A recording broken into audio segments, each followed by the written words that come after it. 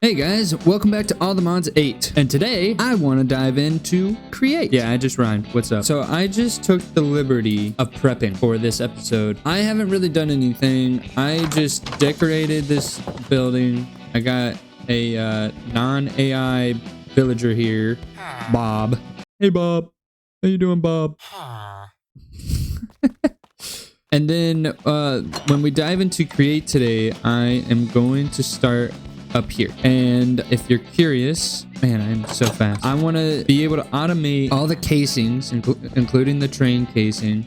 I want to automate the cogs, the large and small, the shafts, and the precision mechanism, because that is very important with some really good stuff. I did make a bunch of stuff here, but I can walk you all through it as I dive into it today. So yeah, I am making a street, Create street, I guess.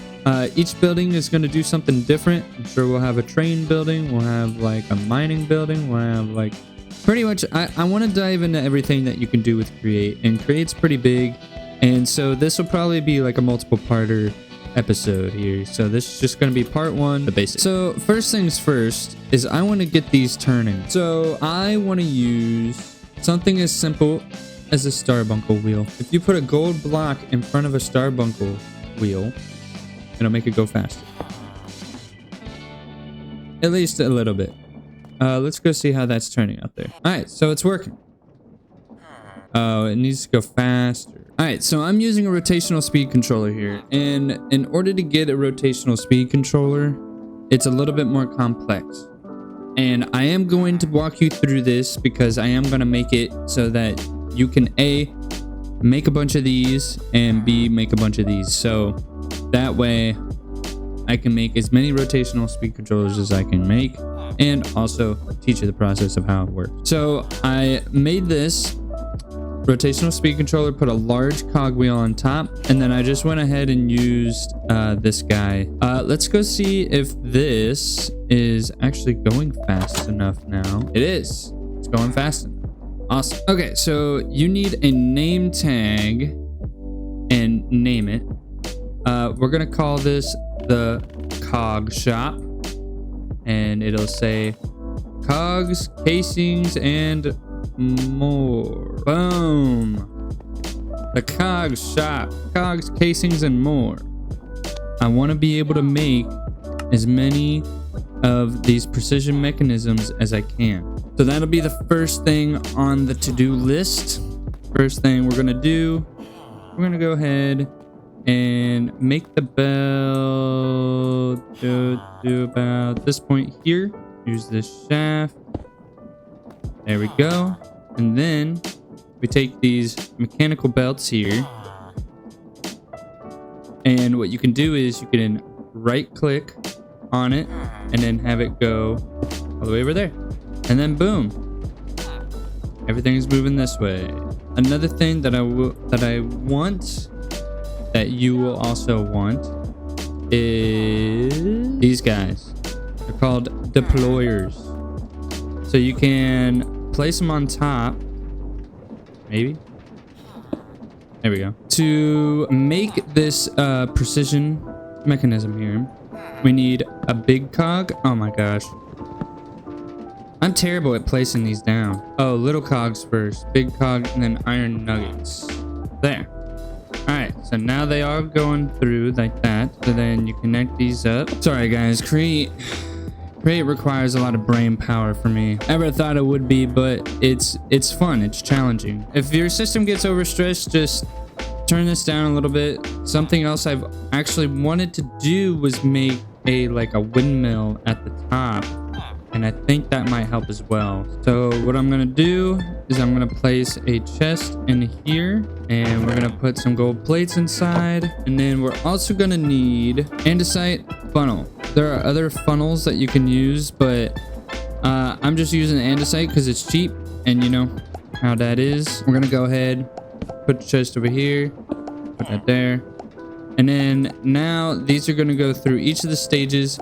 But I'm gonna tell you this, it's got to go through like 3 or 4 times before it actually turns into the precision mechanism. So like we'll have to automate this a little bit better, where like this will go feed back into this. All right, guys. So now I got this working. So basically what I did was I had to get this to rotate the opposite direction. And since I have it connected to everything else, I figured I would add this gearbox, this horizontal gearbox. So instead of going up and down like this one is over here, it'll go left and right. And then I have one gear and it's still rotating in this direction. So it would have been moving this way. So I put this gear in to make it rotate the opposite direction. And then I went ahead, put a shaft underneath there. And then I also connected it to this guy. And now it's feeding into this, going from here into there. And it's going all the way through, coming back out here. So if you want to learn how to automate those, that's what you can do. Maybe get some kind of like an item pipe, or maybe even use your refined storage to feed more gold plates into this chest here so that it can keep going. So another thing you can do is you can actually feed specific items into these deployers.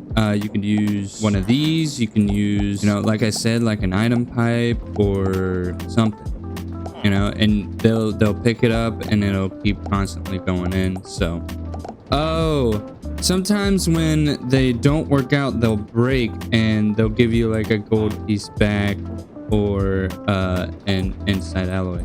So I have this color coded, and then I also have this filter. So every time a precision mechanism will come in through here, it'll go into this ender chest here. So that's awesome. It's working out. And where it'll I have another ender chest over here with the exact same color codes. So it'll go into this chest. We should see some precision mechanisms coming in here. Yeah. So now we're gonna have precision mechanisms.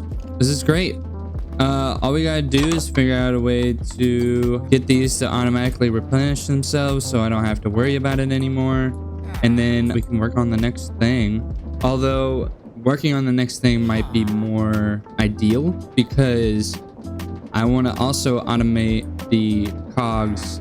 All right, so the next thing I want to do is automate the cog wheels, but in order to do that, we need to automate the shafts. And in order to do that, we need to automate the andesite alloys.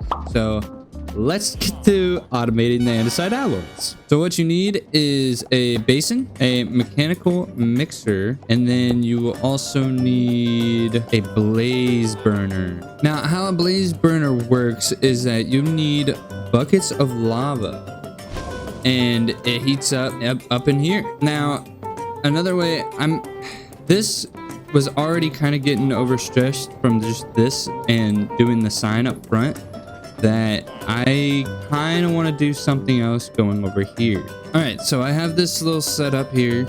I made another rotational speed controller, and then I attached it to this vertical gearbox here, and then into these here. And all we gotta do is make this go fast enough so that this has enough power to go down and melt and mix up all the alloy and whatnot. I want to make a different kind of rotational power here. And instead of using, you know, this little starbuckle wheel here, we're going to use sails. So first things first, you're going to need a windmill bearing. And then you're going to need these radial chassis. It's not going to be a normal windmill. It's going to be a vertical windmill instead of a horizontal windmill. So all this stuff is usually pretty sticky with the thing. I think I accidentally like took it all off. So I'm going to go ahead and use the glue with it anyways, just to be safe. And I'm going all the way up and making sure all of the sails are facing the same way. All right, so that's what it should look like. Pretty simple. You got all the sails facing away from each other. So all you gotta do is go down here and right click on the windmill thingamabob. We got some rotational power. Ow! How did you get in here? All right, so I have changed it up a little bit because this was changing in opposite directions. Oh man, create. Oh my gosh. Anyways, so now I have the windmill directly connected into this guy, and then we can control the speed, make this spin fast enough for this to be like, oh yeah, very good, yes, yes. And I'll show you what that looks like. All I gotta do, go boom, Boom. And it'll start mixing up some andesite alloy, baby. There is one more thing I do want to do, and that is automate the burning right here. And a way to do that is by using the mechanical arm. You'll also want to use depots. I'm also going to use this spout for the lava. Grab some mechanical pumps. Basically, what you're going to want to do is you're going to want to put down a depot. First of all, depot. And then we're going to need the hopper to go into this depot, and then have another depot on top of that hopper. Then what we're going to do, so add a spout like so. Grab this ender tank, and my ender tank is full of lava. So we're going to go ahead and put that there. And then we're also going to, on top of that, put down this bad boy there. So we want the arrows right here to point down into the spout. And the way to do that, use the wrench. So now, once we get some gears up here, we can get this to pump out some lava from my ender tank. Like that. We want the arrows to point down. I think I switched it on accident.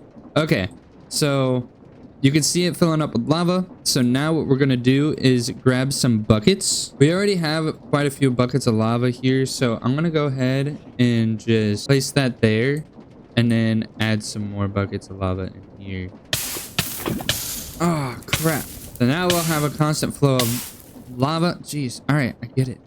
So now what we're going to use is the mechanical arm. And the reason I didn't put down the mechanical arm yet is because you need it to activate certain stuff. So here it's saying take items from depot. Okay. And then we're going to have a shift click and deposit items to blaze burner. And then we're also going to deposit items to depot. So that way, this will take priority. It needs some rotational speed like that. And now it took this as a priority. So it did this first, and now it's just cycling through. And it is going a little bit too fast. So there are different settings to this when multiple outputs available round robin. So that's basically saying it's just going to keep going and keep going. He's picking it up, putting it down, going in. Once this runs out of like fire or whatever, it will take one of the lava buckets from here and put it back in so that it's constantly going. And I have this lava spout here is that when a bucket is empty, it will fill up said bucket. So that's how you automate that. And then what I'm going to do is, like I said, I'm going to have a belt come from here, going down this way into whatever we need it for. The next thing on the to-do list, like I said, is I need to make some shafts, and then to get the shafts to automatically feed through so that we can make cogs. All right, so now I set up a little system here where it'll come out of the basin here, go into the belt and into this. What was that? Who's shooting? All right, I have no idea where this arrow came from. Kind of just came out of nowhere. That was weird. Unless somebody's messing with me. I can hear them. All right, somebody's... Oh. Jerk. Anyway, before I was rudely interrupted. Yeah, so I have this system going into this ender chest here, and I put an ender chest here because I think it'll be easier than just like having it feeding, like going down to the basement, because I need these andesite alloys to make casings, which the casings are going to go in the basement. So the next thing I am going to work on is making the shaft here. And I know a way to do that is by using the mechanical saw and the andesite alloy. All right, so now what I have going on here is the andesite's going in there. This is going to need some more wood, so this will keep going. But it's going through this mechanical saw. If you're going to be doing this, making sure that you put in the right amount, because you need 2 of these to come out at a time. And I guess I have this 1 at a time, but you could do that as well, I suppose. And it'll make these shafts. And then I have this shaft going in here, which we have a bunch of already. And if we go down here, you can see in my shaft, we have shafts. And then on top of that, we're starting to get some cog wheels. Yeah, so this is what's going on here is you put wood into this guy. If I can. So you put wood in there and it makes the small cog. So in order to make the big cogs, you need the small cogs. So I'm gonna have another thing going this way, making the big cog. So I'm gonna do that real quick and I'll explain to you what I did.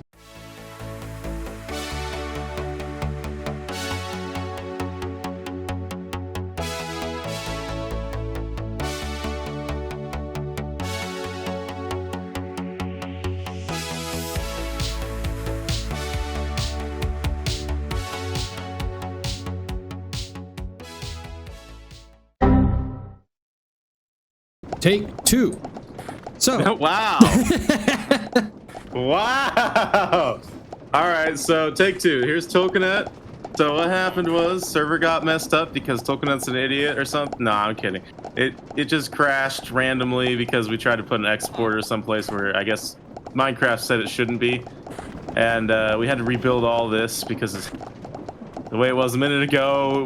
It might not be exactly how it was before. So it does the same thing. But yeah, it does the same thing. Yeah. So right now, Oren introduced me to modular routers, and I think it's actually really, really cool because, as you can see, it's these lasers are like taking the items that I am feeding in through my refined storage with these exporters. But you can camouflage these. There is a way. You want to pull out the upgrade and then shift click onto the block that you want. Oh, I thought you needed the block.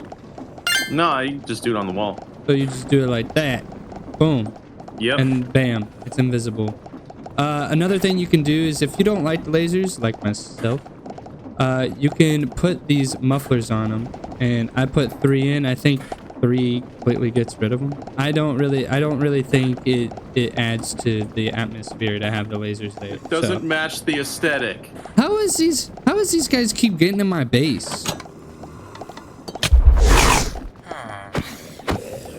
So another thing that we wanted to do was get gold in here as well. So he added this one. So currently we have the andesite going into this chest over here, and it's coming out, hitting this mechanical saw 2 at a time, and I have it feeding in here, which stocks this ender chest here, which in turn is putting the stock down here. So you need the shaft to make the small cog, and you need the small cog to make the large cog. So we just kind of have this system going around in circles here. So we have the shafts coming out of this chest, and this stuff is producing so fast that these are constantly stocked, even though it's moving in the other place. And we have small cogs making over here.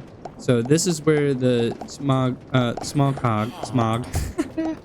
the small cog is being stored. So we have the small cogs coming out of here and making the big cog storing this in here. And how you make the cogs is that need wood plank. There's this electric motor, and I'll let Oren explain that. Electric motor is part of a add-on mod for Create, and the reason we added it here is because it's not exactly feasible to generate a whole lot of rotational power in such a small area any other way at the moment. And we also have a little remote power gate that transfers from one of Tokenut's nitro generator. Why did we want the electric motor?